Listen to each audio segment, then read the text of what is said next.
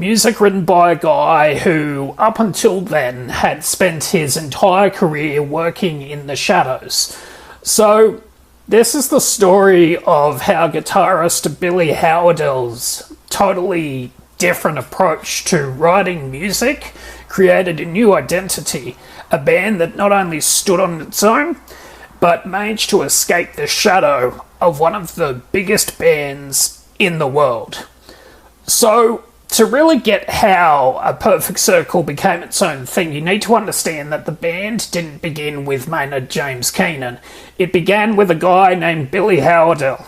Long before he was a celebrated songwriter, Howardell was one of the most in-demand techs in rock music. We're talking about the guy behind the scenes, the wizard making sure the guitars for bands like Fishbone, the Smashing Pumpkins and the Nine Inch Nails scream just right.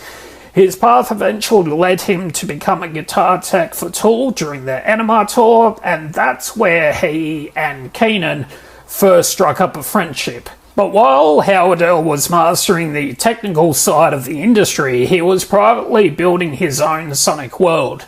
The music he was writing was fundamentally different from the aggressive, rhythmically complex world of the bands he worked for.